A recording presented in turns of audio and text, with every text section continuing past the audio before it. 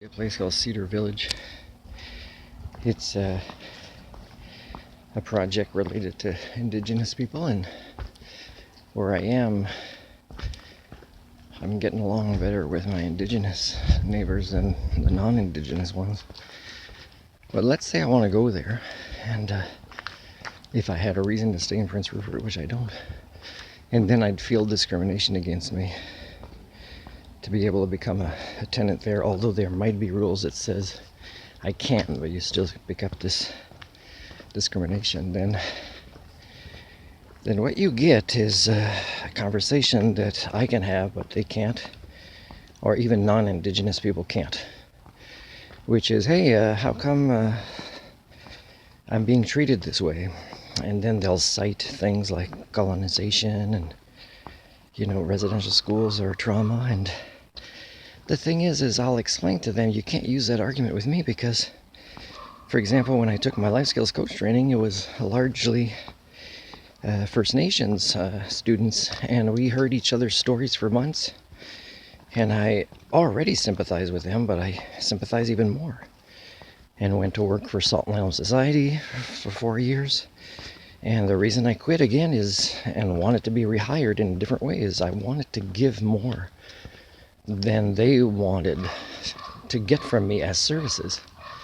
They wanted me to just be this. And I knew I was trained to give them what they needed and not just what they wanted, which was kind of discrimination because I'm more than that, right? And they knew because some of their other staff were part of the training I took and in life skills, and they knew, I was voted master of ceremony for that graduation. I gave my all to that training, which included a lot of personal development work. And the teacher asked me to replace her when she was on vacation. Now, was it discrimination that she asked me? Or was it that I stayed in touch and I still volunteered in places that she was connected to? And was it that really my performance was good and my respect of First Nations communities, which were often a clientele, was great? I don't know if she knew, but back then, these are conversations I got in with some First Nations members at Salt and Lamb Society in the last years. Yeah, some of them want to have more accountability in their culture, but the main obstacle was their own cultural members. So again, me wanting to offer my services, and the reason they don't treat me well and receive these services is discrimination against me. And then I would say, well, how come you've made so little progress?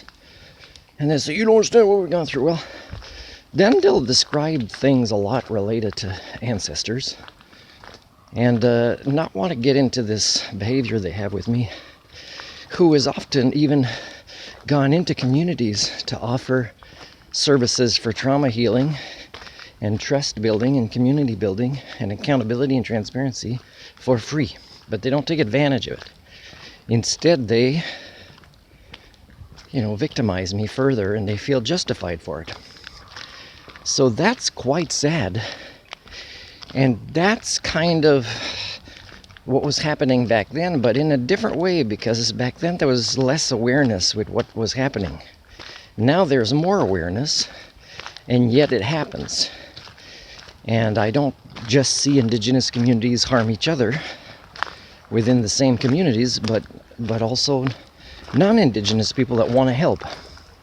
So I'm reading the BC Green Party platform 2024. There's a lot about indigenous communities, but let's say I want to bring the conversation, hey, let's do some research and then present it to these indigenous communities and say, we want to keep reconciling, but we're noticing these barriers within your communities.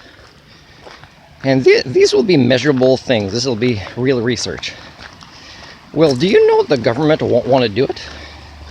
And the reason they won't want to do that research and have these conversations for the betterment of all in reconciliation is that governments all around the world pick and choose what they want to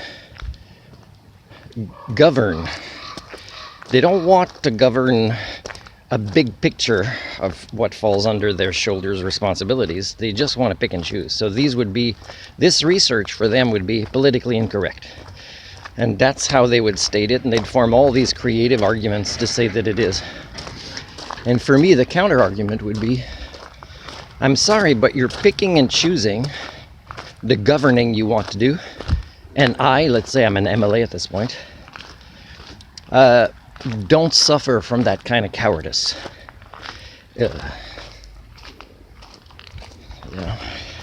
Now that's a long poop that the owner would have noticed.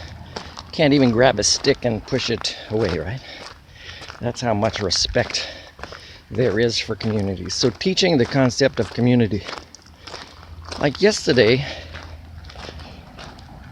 this neighbor of mine that I've already given plenty of chances to called me a racist, a CS, I'm not going to say it. It's a sexual act that for me would be homosexual if I did that. And just because I was tired of waiting for him and decided to buy a couple of cans of spray paint primer. Now, he took this so much like an offense, and the reason he did that is that he can't acknowledge my existence outside of his ego and his self-image and his imagined, reputation. He's saying, oh, I've been a painter for... I know this, and I knew this even before I moved in, trying to form an agreement with him. But he couldn't, right? He couldn't because things go on his own pace, and it's about him. And it's hard for him, let's say, to be of service to somebody else unless it fits his particular timetable.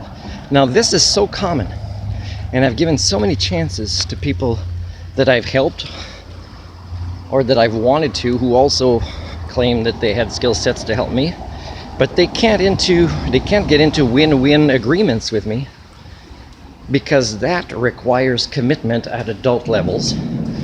It requires you actually walking the talk of your reputation, for example, honoring your word, and it incorporates kind of hearing somebody else's story of why I was tired of waiting. We're running out of summer and I need things to do because this community that needs my services so much at every level, in every specialty I have as a polymath, are taking advantage of it. So instead of BSing about it, I'm trying to be productive with my time anyways, like to look for a better place for me and my life partner to live that isn't so toxic and that we feel safer. Not just because of behaviors like this from neighbors, but just a general lack of the concept of community, which are teachable skills, but which the people primates I share DNA with have given up on. And yet they have hope sometimes for ridiculous things where they don't want to develop these skill sets. Like religions of love. Or they hear, oh yeah, this is happening, there's a shift.